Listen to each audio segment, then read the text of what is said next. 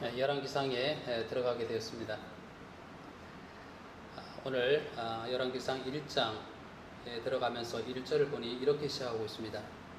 다윗 왕이 나이가 많아 늙으니 이불을 덮어도 따뜻하지 아니한지라. 열왕기상을 첫 들어가면서 1장 1절을 딱 읽는데 다윗 왕이 나이가 많아 늙으니 라고 하는 이 말이 좀 간단한 말이잖아요. 그런데 갑자기 이 말이 마음에 뭔가를 생각하게 하는 겁니다. 다윗 왕이 나이가 많아 늙으니, 당연한 말이지만은 누구나 다 늙어갑니다. 그 용맹스러웠던 다윗이잖아요. 통일된 이스라엘의 존경받는 왕이었던 다윗이었습니다. 다윗의 무용담, 다윗의 신앙, 다윗의 그 담대함, 이런 것들을 우리가 계속 봐왔습니다. 그런데 다윗도 나이가 들어서 인생의 마지막을 맞고 있는 것을 보게 됩니다. 너무나 자명한 사실은 우리도 우리의 삶의 마지막이 있다는 것이죠. 언젠가 하나님 앞에 설 날이 있을 것입니다. 며칠 전에 페이스북을 보는 가운데 제 신학교 1년 선배님께서, 여자 선배님이신데 여자 목사님이시죠. 이분이 돌아가신 거예요. 1년 선배니까 저하고 나이는 거의 같다고나 볼 수 있죠. 돌아가신 거예요. 같은 지방에서 있었기 때문에 이분을 종종 뵙고, 또 저도 한국을 방문하게 될 때에 늘 얼굴을 뵀던 그런 분이신데 이분께서 돌아가셨다는 거예요. 이분을 생각할 때마다 어떤 생각을 했냐면 마치 들꽃 같아, 이런 생각을 한 적이 있습니다. 들꽃이 그렇잖아요. 자기가 뿌려진 곳, 그곳이 한적한 들이라 할지라도 그곳에서 꽃을 피우고 그냥 그것으로, 그 꽃을 피움으로 만족해하고 감사하며 있는 그런 모습처럼 이분도 한 시골의 작은 교회에서 담임을 하면서 목회를 하시던 이분이 돌아가셨다는 소식을 보게 되었습니다. 그러니 이런 가까운 분이 이렇게 돌아가실 때 이런 생각을 하게 되는 거죠. 그렇구나. 우리 아버지, 할아버지, 할머니가 가셨던 것처럼, 또 이미 부모님이 돌아가신 분을 생각하기를 부모님이 가셨던 것처럼 우리도 그 길을 가는구나, 이런 생각을 하게 되고, 다윗이 나이가 많이 늙어 그의 인생의 마지막에 오는 것처럼 우리 인생도 그 때가 온다라는 것을 기억하고, 하나님 앞에서 내게 주어진 삶을 지금 내게 주어진 삶을 잘 살아가는 자가 지혜로운 자다라고 하는 생각을 다시 하게 됩니다. 시편에 이런 말씀이 생각이 났습니다. 우리 날 계수함을 가르치사 지혜로운 마음을 얻게 하소서. 시편 기자가 얘기했거든요.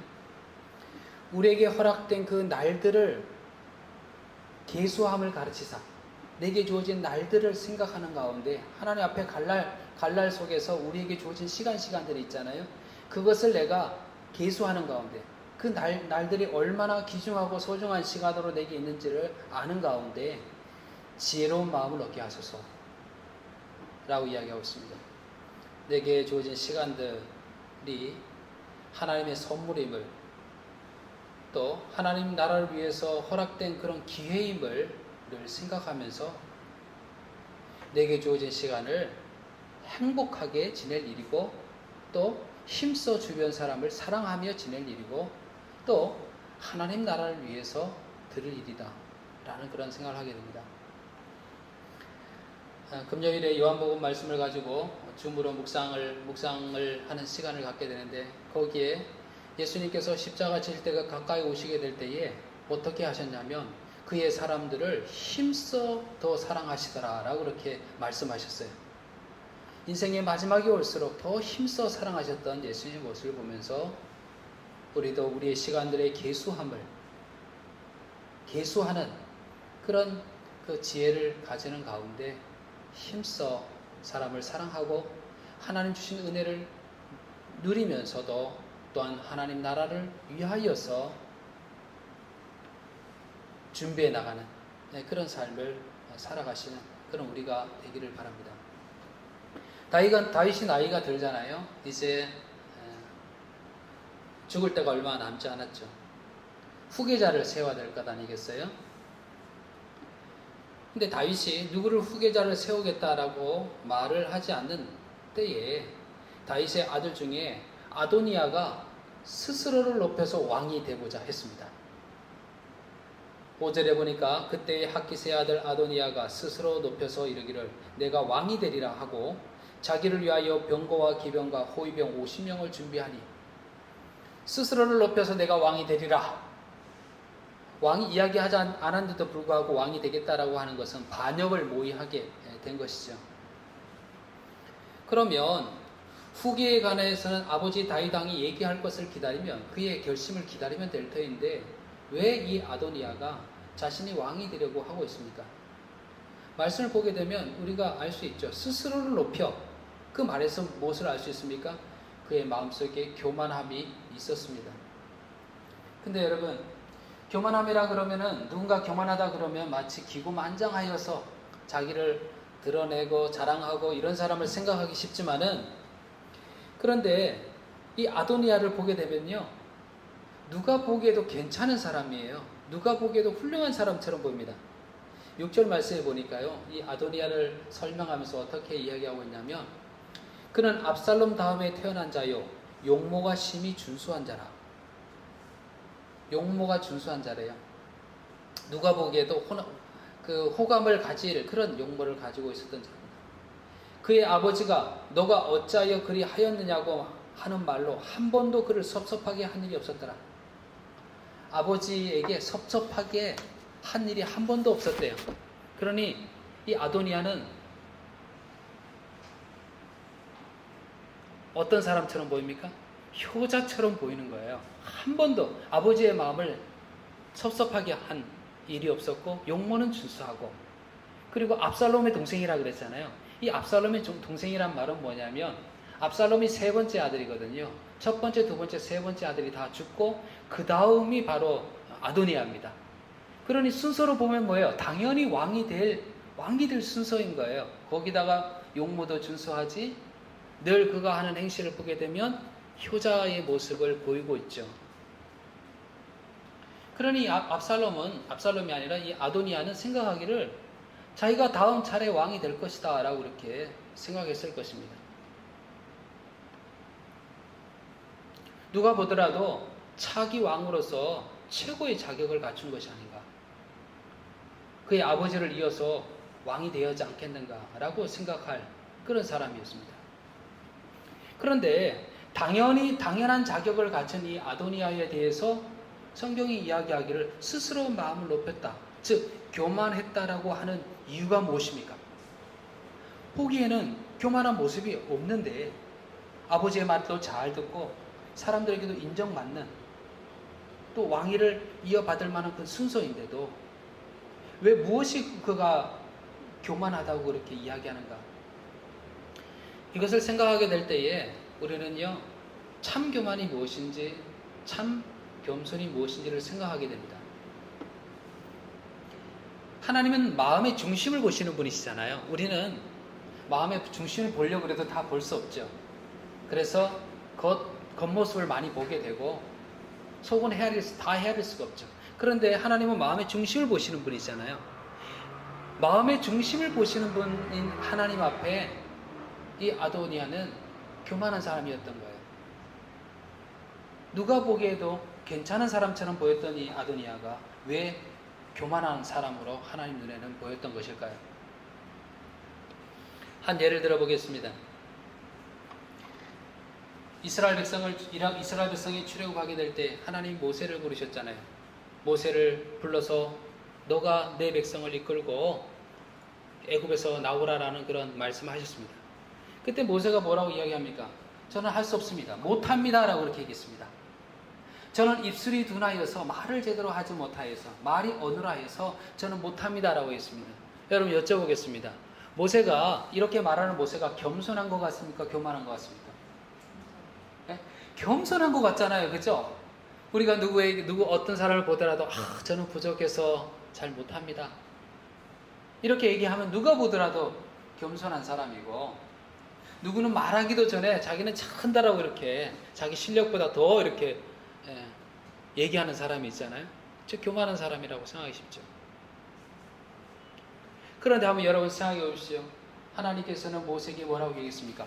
내가 너와 함께한다. 그러니 너 염려하지 말라.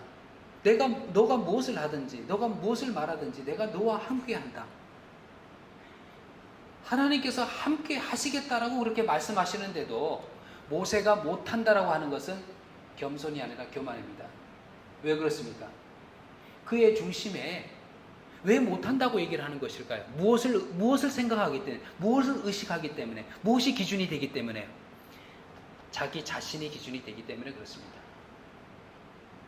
내 생각에는, 내가 내 능력을 봤을 때는 이라고 생각하는 겁니다.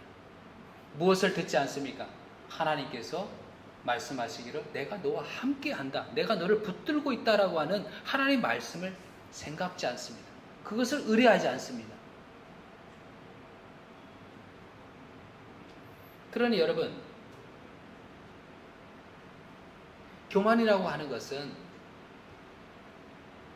자기를 드러내고, 누가 보더라도 자기를 드러내고 그렇기 때문에 교만이 아니라, 삶의 중심에 하나님을 신뢰하는 마음이 아니라 자기 자신을 신뢰하는 마음, 자기가 가진 능력을 기준으로 삼는 것, 바로 그것이 교만이라는 것을 알게 됩니다. 우리가 잘 아는 이사야 고백이 있잖아요. 이사야가 하나님의 부르심 앞에서 이렇게 대답했습니다.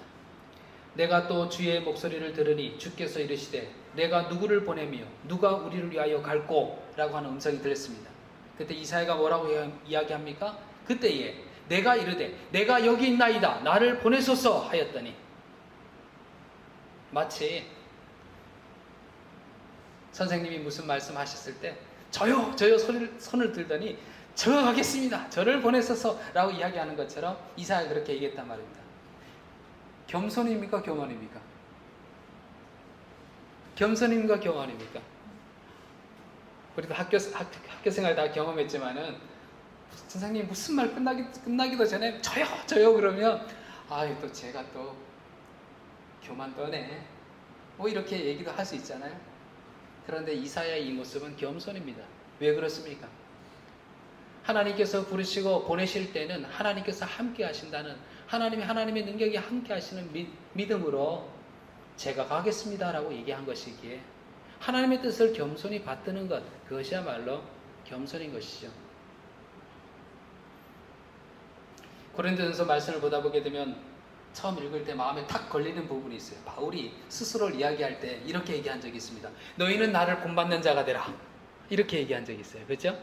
그래서 이 바울이 왜 이렇게 교만하지? 아니, 본인이 좀 능력이 있다는 거 알겠어, 믿음이 있다는 것도 알겠어, 소명감이 있다는 것도 알겠어. 그런데 너희는 나를 본받는 자가 되라? 얘기하니 바울이 좀 교만한 것 같은데? 근데 바울이 너희는 나를 본받는 자가 되라 라고 하는 그 말 앞에 뭐라고 얘기한지 아십니까? 내가 그리스도를 본받는 자가 된 것 같이 너희는 나를 본받는 자가 되라. 뭡니까?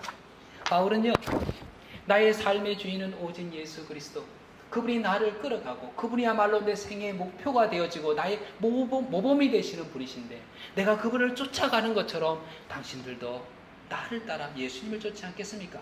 라고 하는 이 말은 교만이 아니라 겸손이 되게 되는 거죠. 그러니 참된 교만과 참된 겸손이 어떤 것인가에 대해서 우리는 깨달음을 가지게 됩니다. 교만은요, 자기가 세운 뜻을 이루어 가고자 함이고, 겸손은 하나님의 뜻을 행하고자 함인 것이죠. 아도니아는요, 겉으로 보기에는 사람이 다 차기 왕감이다라고 생각할 정도로 용모도 수려하고, 그리고 그 왕이 순서로 보더라도 그가 적합한 사람이었고 효심이 또 뛰어난 사람처럼 보였습니다. 그러나 그는 교만한 사람이었습니다. 자기 스스로 자기의 뜻을 따라서 왕이 되려고 했습니다. 계획을 실행해 가게 되죠. 자기를 위하여서 병거와 기병과 호위병 50명을 준비하게 됩니다. 자기를 따르는 사람들을 모으게 됩니다. 그의 편에 선 사람 나디건 이름 나옵니다. 요압 나오고요. 제사장 아비아달이 그를 따르게 됩니다. 그들은 모의하는 모임을 가졌어요. 근데 이 모임을 갔는데 이 모임의 형태는 제사를 드리는 그런 형태를 띄었어요. 마치 우리 기독교인이 우리 그리스도인들이 어디서 모임을 갖는다 그러면 어떤 형태를 띱니까? 예배 형식을 취하잖아요. 그렇죠? 예배 형식을 취하게 될 때 너무나 우리는 자연스럽잖아요. 그리고 교제도 이루어지게 되고 서로 이야기를 나누게 되고 또 음식도 나누게 되고 그렇게 되잖아요. 이 아도니아가 자기와 뜻을 같이 하는 사람들과 함께 제사를 같이 드리게 됩니다. 양과 소와 살찐 송아지를 잡고 자기 동생들도 부르게 됩니다. 왕의 신하들 유다의 모든 사람들을 청하게 됩니다. 제사의 형식을 취하여서 자신이 왕이 될 거사를 모의하게 됩니다. 많은 사람들이 모였죠. 또 제사의 형식을 취하니까 마치 하나님이 이 아도니아가 왕이 되는 것에 대해서 인정해 주는 것처럼 그런 형식을 취하는 거죠. 오늘 이 아도니아의 반영 모의를 두고요. 오늘 본문을 보다 보게 되면 사람들을 나눠볼 수 있습니다. 어떻게 나눠볼 수 있습니까? 첫 번째, 그 모의에 참여했던 사람들 있죠. 두 번째는 뭡니까? 참여하지 않았던 사람들 있잖아요. 모의에 참여한 사람들, 요압과 아비아달이 참여했습니다. 왜 아도니아의 이 반역에 참여하게 된 것일까요? 그들이 그렇게 행동한 판단 기준은 무엇이었을까요? 보게 되면요, 그들에게 기준이 있다면 단 한 가지였습니다. 누가 대세이며 누가 내 유익에 도움이 될 것인가? 그것이 판단 기준이었습니다. 한마디로 이야기하면 내가 누구 편에, 누구의 뒤에 줄을 서야지 나도 권력의 한 부스러기를 잡을 수 있을까? 라는 그런 생각을 하게 된 겁니다. 한마디로 그들은요, 기회주의자들이었습니다. 한국도 보게 되면 내년 대선을 앞두고 여러 후보들이 나왔잖아요. 사람들이 줄을 서게 되죠. 사람들이 왜 그 캠프에 들어갔을까? 물론 내가 정치적으로 같은 비전을 가지고 또 이루고자 하는 그런 목적이 같기 때문에 그 캠프에 들어갈 수도 있죠.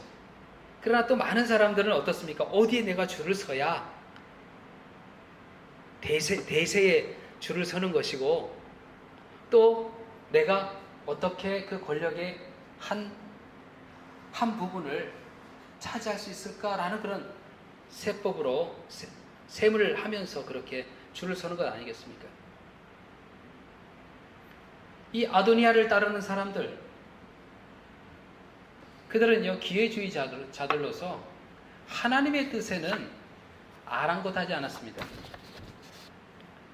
이미 이전에 다윗에게 임한 하나님의 말씀이 있습니다.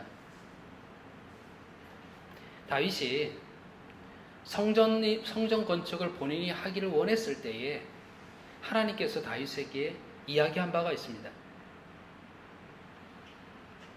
어떤 말씀을 하셨냐면 역대상에 말씀해 보게 되면 여호와의 말씀이 내게 임하여 이르시되 보라 한 아들이 너에게서 나리니 그는 온순한 사람이라 내가 그로 주변 모든 대적에게서 평온을 얻게 하리라 그의 이름을 솔로몬이라 하리니 이는 내가 그의 생전에 평안과 안일함을 이스라엘에게 줄 것이니라. 다윗에게 준 이 말씀을 통하여서 하나님의 뜻은 다윗을 이어서 누가 왕이 될 것인지에 대해서 이미 공표된 바였습니까? 솔로몬이라고 공표된 바였습니다. 근데 이 아도니아를 따르는 그들은 자신의 뜻에 따라서 또 대세는 이것이 아닌가라고 하는 그런 상황을 그렇게 상황을 판단하고 자신들에게 유리하다고 생각되는 것으로 선택하여 선 것이었습니다. 반면에 반역에 참여하지 않는 사람들이 있었죠. 대제사장 사독, 선지자 나단, 시위대장 분하야, 다윗의 30용사들. 그들은 대세에 줄 서지 않았습니다. 자기의 유익을 따라서 움직이는 기회주의자들이 아니었습니다.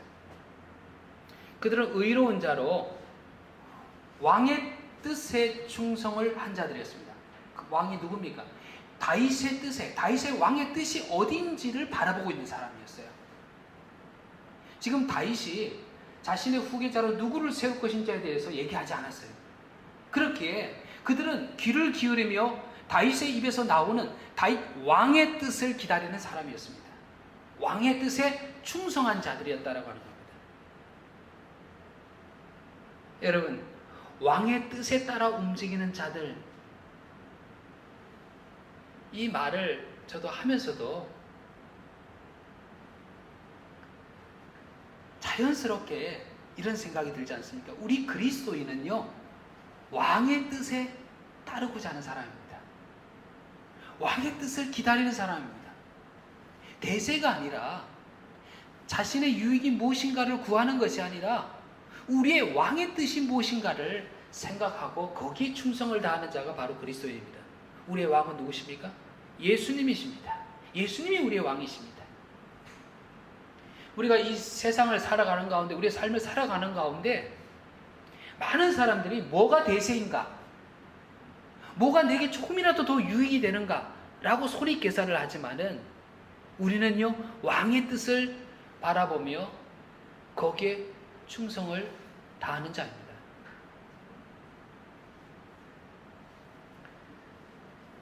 그 신약에 가보면 달란트의 비유가 나오잖아요. 주인이 먼 길을 떠나면서 종을 불러다가 달란트를 주잖아요. 달란트를 주면서 너희가 열심히 장사해서 이윤을 남겨라 라고 그렇게 얘기를 하게 됩니다. 5달란트 받은 자 어떻게 했습니까? 열심히 일했습니다. 뭐에 따라서? 주인의 말에 따라서 충성스럽게 그렇게 장사를 해서 5달란트를 남겼습니다. 또 3달란트 받은 사람도 열심히 일했죠. 마지막 1달란트 받은 사람이 있었잖아요. 그는 어떻게 했습니까? 주인이 그렇게 얘기했어도 본인이 생각하기 시작한 거예요. 주인이 그 말은 그렇게 해도 주인은 무서운 사람이라서 이것 가지고 나를 야단칠 수도 있으니 이거 잘못했다가 이것마저도 잃을 수 있으니 내가 요것만이라도 잘 보존해야 되겠다 싶어 땅에 묻어두었다가 가지고 나왔습니다. 그리고는 그러면 주인이 야단치지는 않겠지라고 본인이 스스로 다 생각해버린 거예요. 왕에 대해서, 주인에 대해서 그렇게 생각해버린 거예요. 주인이 한 말에 따라서 충성되이 일하여서 이윤을 남겼던 5달란트, 3달란트 남긴 자에게 대해서는 주인이 뭐라고 대답합니까? 네, 착하고 충성된 종이라 그렇게 얘기를 하게 됐죠. 그러나 자기의 생각에 따라서 스스로 주인을 스스로 판단하고 자기의 생각에 따라서 행했던 1달란트 가지고 온 사람에 대해서는 주인이 뭐라고 얘기합니까? 이 악하고 게으른 종이라 라고 그렇게 얘기를 하잖아요. 여러분, 우리 그리스도인들은요, 왕의 말씀에, 왕의 뜻에 충성을 다하는 자, 왕의 말을 기다리고 그 말에 충성을 다하는 자입니다. 왕이신 예수님의 뜻에 충성하는 자인 거죠. 제가 아는 그 목사님의 그 카톡 프로필에 그 글이 적혀 있잖아요. 예전부터 계속 변하지 않는 거예요. 뭐 저도 뭐 변할 것도 없지만 이렇게 변하지 않는 거예요. 이렇게 적혀 있어요. 예수님이라면 어떻게 할 것인가? 이게 질문으로 이렇게 카톡 프로필에 이렇게 있어요. 그렇죠. 결국 그리스도인은 우리의 왕이신 예수님이라면 어떻게 할 것인가? 예수님의 뜻은 어디 있는가? 예수님의 말씀은 무엇인가? 거기에 충성하는 자가 바로 우리 그리스도인이 되게 되는 거죠. 우리 그리스도인은 어느 편에 서는 자입니까? 우리의 왕 되신 예수님의 편에 서는 자입니다. 내 뜻이 아닌 왕이신 예수님의 뜻에 충성되이 따르는 자입니다. 내가 이것을 통해서 얻을 것이 무엇인가를 묻는 것이 아니라 이것이 예수님의 뜻인가를 생각하고 주님의 뜻에 따르는 것이 바로 그리스도인인 것입니다. 디모데후서 2장 15절 말씀을 보게 되면 너는 진리의 말씀을 옳게 분별하여 부끄러울 것이 없는 일꾼으로 인정된 자로 자신을 하나님 앞에 드리기를 힘쓰라 라고 이야기했습니다. 왕의 말에 귀를 기울이고 그 뜻에 충성을 다하는 그리스도인으로 우리 자신을 하나님께 드리기에 힘쓰는 그런 저와 여러분이 되기를 간절히 축원을 드립니다. 더 나아가세요. 지금 보니까 첫 번째는 그 반역에 참여한 자가 있었죠. 반역 모의에 참여한 자가 있었습니다. 또 그 반역 모의에 참여하지 아니하고 왕의 뜻을 기다리는 사람들이 있었습니다. 더 나아가서 한 인물을 이야기하고 있었습니다. 그는요 영적으로 깨어있는 인물이었습니다. 바로 나단 선지자입니다. 나단 선지자는요 다윗의 통치 기간에서 정말 중요한 일을 했던 그런 사람입니다. 일찍이 다윗에게 하나님께서 다윗에게 주는 다윗의 언약을 전했던 사람이 바로 나단 선지자입니다. 나단 선지자를 통해서 하나님께서 다윗에게 이런 언약을 주셨습니다. 너 집과 너 나라가 내 앞에서 영원히 보존되고 내 왕위가 영원히 경고하리라 하셨다 하라. 나단이 이 모든 말씀과 이 모든 계시대로 다윗에게 말하니라. 다윗의 언약, 즉 이것은요 다윗의 그 왕조를 이야기한 것이 아니라 더 나아가서 다윗의 후손으로 오실 예수 그리스도, 바로 예수님에 대해서 얘기를 한 것이었죠. 이 하나님의 영원한 언약을 다윗에게 전달한 사람이 바로 나단이었습니다. 또 기억하죠? 다윗이 밧세바와 간음하게 되고 우리아를 살인하게 되었을 때에 그의 잘못을 과감하게 지적하고 회개의 자리로 이끌었던 사람이 바로 나단 선지자였습니다. 오늘 이 아도니아의 반역의 모임 앞에서도 이 긴박한 정적인 위기 속에서도 나단은요 영적으로 깨어 있었습니다. 보게 되면요 이 상황 속에서 본문을 보게 되면 이 상황이 어떠한 상황인지를 신속하게 바르게 판단하고 행동한 사람이 바로 나단입니다. 아도니아가 반역의 모임을 한다라는 이야기를 듣고 사람들이 이제는 아도니아 왕이여라고 외친다는 그런 소리를 듣고 신속하게 밧세바를 찾아서 그녀가 어떻게 해야 될지를 조언하게 됩니다. 지금 당장 다윗왕을 찾아가서 그때 다윗왕이 당신에게 한 약속을 다시 상기시키면서 얘기하라. 솔로몬을 왕을 세울 것에 대해서 얘기하라. 내가 뒤따라 당신을 따라 들어가서 다윗왕에게 얘기할 것이다 라고 계책을 이야기하게 됩니다. 밧세바는요 처음에 어떻게 해야 될지를 몰랐죠. 그러나 이 깨어있는 이 나단의 조언을 듣고 다윗왕에 나아가서 이야기하게 됩니다. 그의 약속을 붙잡고 이야기를 하게 됩니다. 이어서 나단도 뒤따라 들어가서 다윗이 바르게 판단하고 행동할 수 있도록 조언을 하게 됩니다. 그래서 결국 다윗왕으로 하여금 솔로몬이 왕위를 계승할 수 있도록 그렇게 선포할 수 있도록 하게 하는 것을 보게 됩니다.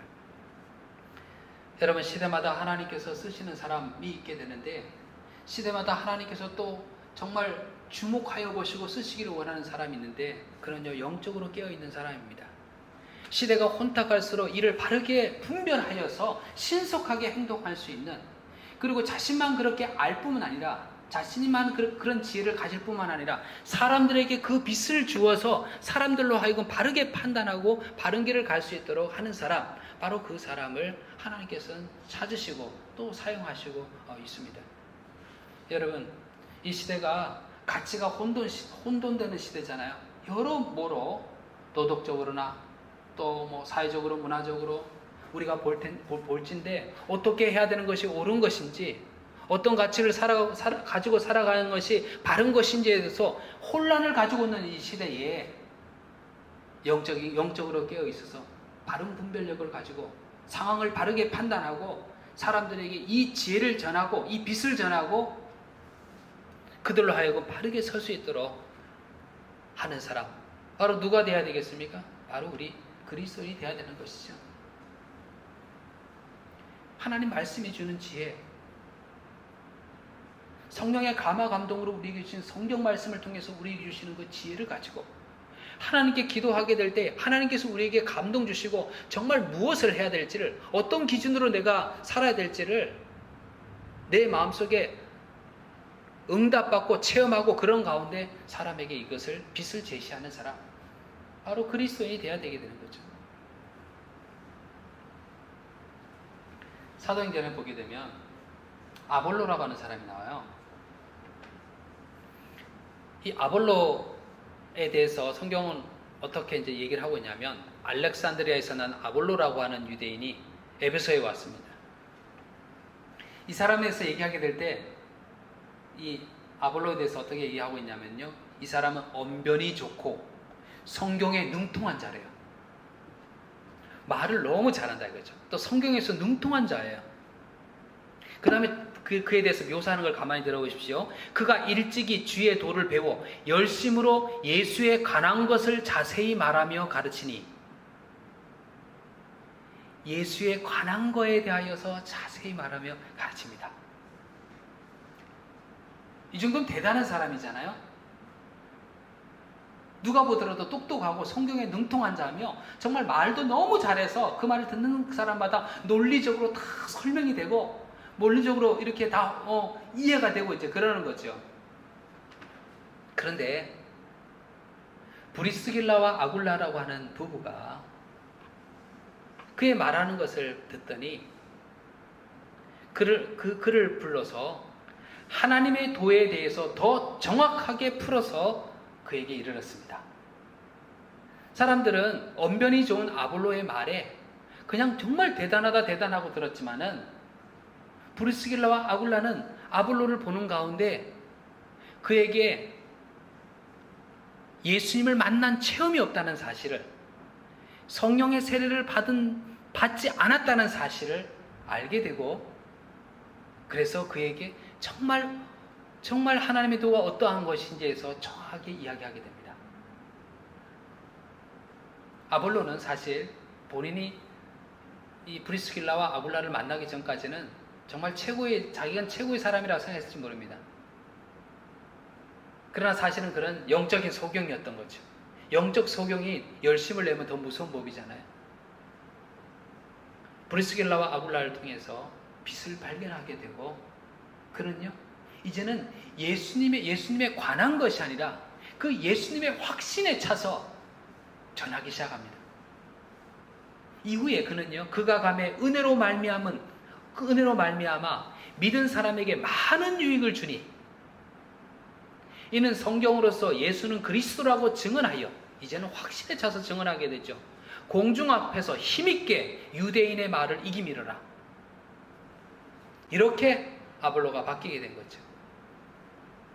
영적으로 깨어있는 브리스길라와 아굴라를 통하여서 빛이 이 아볼로에게 전해지게 되고, 그가 성령을 체험하고 그가 예수님을 만나게 되고 예수님에 대한 분명한 확신을 가지고 전하게 될 때에 복음이 능력 있게 전해지게 되고 승리케 되는 그런 모습을 보게 되죠. 나단을 보면서 영적으로 깨어있는 사람, 그래서 하나님이 주시는 지혜를 가지고 바르게 분별해서 사람들에게 빛을 제시하는 사람, 바로 그 모습이 우리 그리스도인이 되어야 되는 거죠. 여러분, 오늘 아도니아의 반역의 모의 속에서 분명히 갈라섰던 두 부류의 사람이 있습니다. 한 부류의 사람은 자신의 뜻에 따라서 기회주의자로 섰던 사람입니다. 어떻게 하는 것이 내게 유익이 될까? 무엇이 대세일까? 이것만을 생각했습니다. 그러나 다른 부류의 사람은 어땠습니까? 왕의 뜻에 끝까지 충성된 자로 섰던 사람이었습니다. 우리가 처한 상황 속에서도 우리 그리스도인들은 선택의 순간이 오게 됩니다. 어느 편에 설 것인가를 요구받는 그런 때가 오게 됩니다. 그럴 때에 우리는 생각하는 겁니다. 우리의 왕이신 예수님께서 무엇이라 말씀하셨는가? 우리의 왕이신 예수님께서 어떤 길로 가셨던가? 우리의 왕이신 예수님께서 무엇을 목표로 사셨던가? 이 땅에 오셔서 하신 일이 무엇이었던가?